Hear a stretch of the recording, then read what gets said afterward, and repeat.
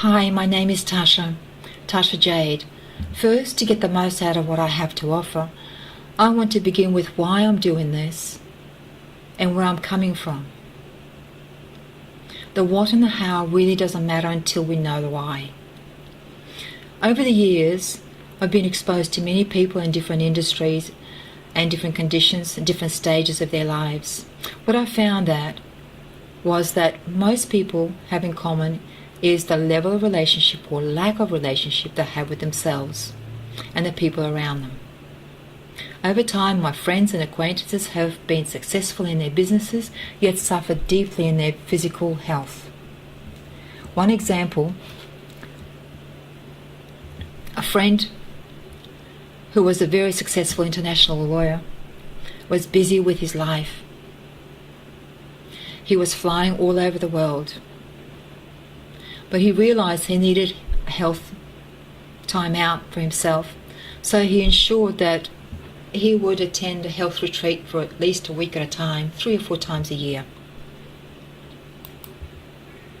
However, when he returned home and he tried to add the concept on top of his hectic life, this put him under even greater stress. What he didn't realize was the impact it was having on him down the track.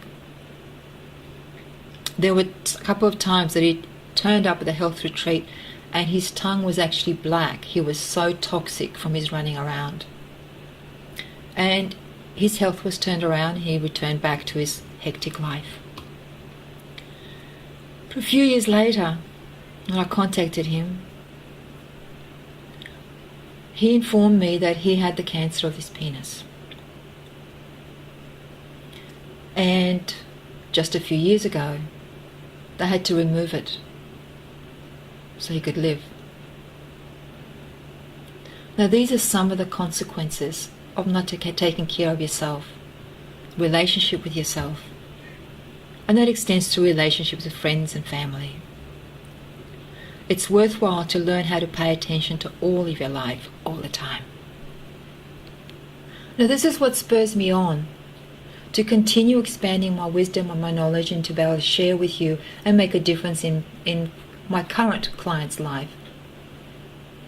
There's another friend who had lost contact over time, and when I reconnected with her business partner, when I found her phone number again, I was informed that she died of a bladder cancer. Now, bladder cancer is the easiest cancer to treat, providing it's discovered early. She'd been seeing a doctor for a year with headaches and other symptoms, but the doctor never did the tests for that and never picked it up. One day she came back to the surgery and there was a substitute doctor who diagnosed her with the bladder cancer, and she was immediately admitted into hospice. She died within 3 months. Now, this woman was a personal development life coach, busy with a husband, children, career, but she was completely disconnected from her body.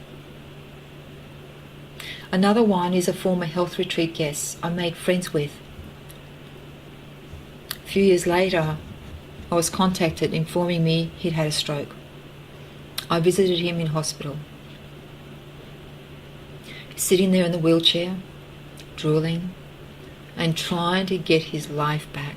He was a successful businessman, beautiful home, gregarious, fun, had many businesses, and then he was sitting there helpless, unable to move.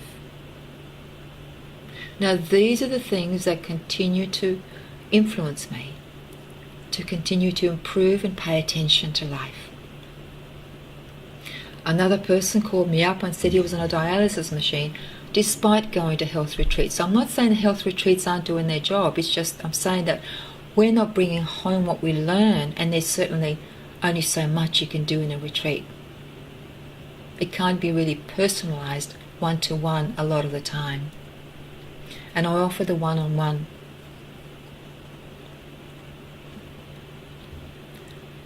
And My own sister died of a brain tumour, so you cannot influence even your own family sometimes. You just have to. You can't do anything unless people ask you. I do not interfere. No matter how much I tried, it wasn't getting through, so it's easier sometimes when people have so much resistance. And of course, I had a terrible childhood and terrible family, so the division was created by the parents, which often is. So therefore, we had little faith in each other. Well, certainly they weren't going to have faith in me because I stepped outside of the norm. And these are not the people I'm trying to reach. But I would love to eventually with the right team. At the moment, I want to talk to you. But anyway, also my father died after a long illness. And somehow, he was in hospital for a while, and we knew he was going to go sometime, but we didn't know what day. And this particular day, for some reason, I knew to call. That was before mobile phones. And I was told he won't last the night. So I made it up. And I was with him the last few hours, and I watched as his spirit left. That was life-changing for me. I felt it leave, and I felt its presence. When my sister died, I called the hospital and requested they hold the body in the room so I could spend time with her. At the point of death, her spirit contacted me. Now, we often hear things like that.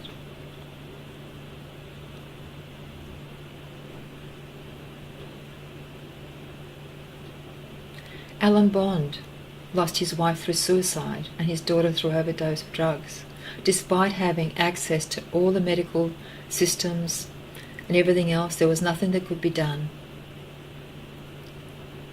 How sad. And it's really about adjusting the life. I would love to have been an influence in that and been part of it. Lack of options limit our quality of life. Here I need to make a disclaimer. I'm not a medical doctor. It is your responsibility, or your responsibility for your friend, to seek medical advice if your condition warrants it. But I have worked with many doctors, and I'm happy to work in conjunction with doctors. I work with many doctors, radiologists, who admit having difficulty in connecting to their family. That is not their skill set. I have many recordings on my site where we engage in live conversations in our integration sessions, and some are at the time of training that I share with you. So you are directly in the room of what's going on. And this is the power of divergent thinking, the representation of divergent thinking that you'll hear in the website. And how I was able to help them transform their fears and disconnect in relationships to their bodies first of all. Because unless you know you cannot know anybody else. Business, personal relationships, family and health are all about relationships with the business. All about relationships with the family, your body, your mind, your emotions. In the recordings, you'll hear many examples of that. To help you understand my way of thinking and to make sense of what I can do and how what I do is possible, we need to begin with me at 3 years of age in China. That was one of the biggest impacts. As I observed a Chinese woman massaging her crushed feet, she was sitting on the back steps of a house. That was my neighbour. She was in a great deal of pain. She would have been around the 80s, I suspect, because she looked pretty old, and the Asians don't look very old until much later in life, so I imagine that was her age. For hundreds of years, people have been discouraged from binding the little girl's feet.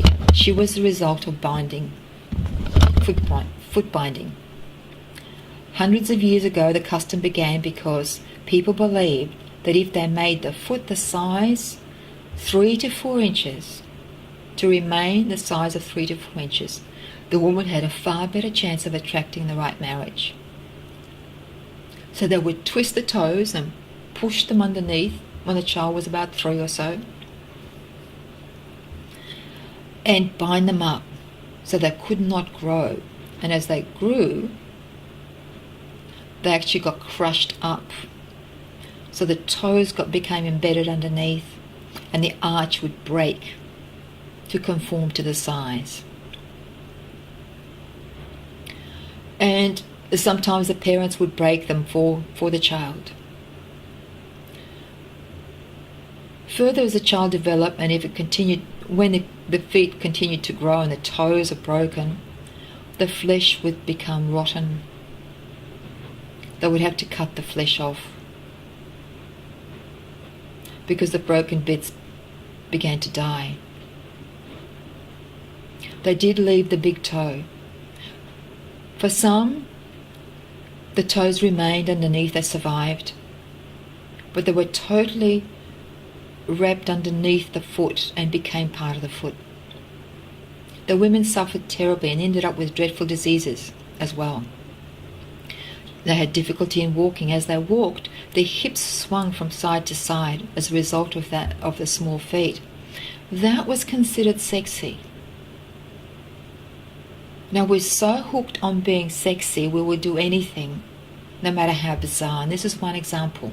Now sexologists are telling you, because they've created that business, they have to have customers, so they write beautiful stories about how important it is to have your genitals massaged and your life will be transformed and you will have happy relationships. What a load of bull. Do you really want to believe that? And many personal development coaches are engaging in those people and even recommending them.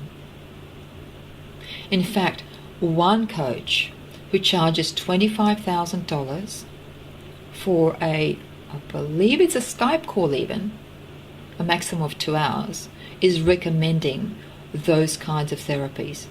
So we can't trust authorities. That person hasn't done their research. So I'll use that as a metaphor for everything in life as time goes on. With that attitude, I discovered how much more was missing and how much more we can do and how little most people live. Also, there was also another instance, still in China, and that was during the time of famine. I was looking out the window and I observed a dog being captured and tied to timber, like you see natives do as they tie up their the prey and they carry it back to camp. It was like that. So 2 people were carrying the dog in between them. The population was so starved that they ate anything that had flesh on it, the birds, the dogs. This left the trees exposed because all the bugs had free rein and the birds weren't there to balance things out. It was a barren place. I watched and I took it all in, and I did not ask questions, as my mother was a type not to answer any questions. She just told us what to do. But reality is most people just get told what to do and they accept it. I discovered that most people don't ask why, and if they do, they accept the answer and maintain the status quo. I was not satisfied with the status quo, even at the age of 2, but that's another story. Now, at that time, my mother also told me stories of how some people were so desperate that they ate each other, cannibalism, and they ate their children. So there was no safety in the house. I grew myself up. And I had to find my own conclusions and then sort out the mess as I grew up. Another one, as I recall, a funeral back in China. I was 3 at the time. It was held in the Russian Orthodox Church, and we went on to the cemetery. It was a woman. with an open casket. She was reasonably young. She had no lines, beautifully made up, beautifully dressed. And then we went on to the cemetery. Now closed the casket, and they lowered her into the hole and closed it up. From deep inside of me there was a cry. What is the point of living and doing as you are told by people who are doing as they're told, who don't know what they're saying? They're just repeating the same thing over and over again, just to be buried in the earth. That's not much of a life. Now, I'm 3 at the time, between 2 and 3. I guarantee your children are asking themselves, what is the point that gives people purpose or reason to live a better life on earth? Now I've come across more than one bizarre example. There's another one. And this one is about my child, and you'll be amazed what wisdom comes out if you make them safe enough to speak. I came home from work and I sat down with my 3 children. The girls are on the side and either side, and my boy on the floor in front of me. I'm massaging his head, and I wanted physical touch, and they all wanted physical touch. Now my son is between my legs as I'm doing that, so he looks up at me and he says, "Mummy, I've just been born." And he's just 3. That was before the internet and any of those types of television programs that we have these days. It was from his intelligence, from his ability to feel and express what he felt. And he felt safe enough to do that. These things stay with me and make me very inquisitive for the rest of my life. Throughout my site, recordings of clients are sharing what I'm able to see and help them see with their life, how I step in and walk with them where they are, so I can walk out with them to where they need to be. So in order for you to begin to take the journey with my clients, I needed to share part of my life. It's about connecting with yourself, healthy relationships, and your family and your body. So you're not walking into work except with parts missing. You're not walking home with parts missing. You're all of you. Now this is it for this part of the video. I'll continue on further in another section. But thank you for listening. So that's my background, and that gives you a bit better foundation to listening to what my clients have to say. Now it's not going to make a great deal of sense because we're used to the convergent thinking. The divergent thinking is something I will teach you and take you through so you can feel it, experience, and take it home and live it. Thank you for listening. My name is Tasha Jade. See you in my other videos. Thank you.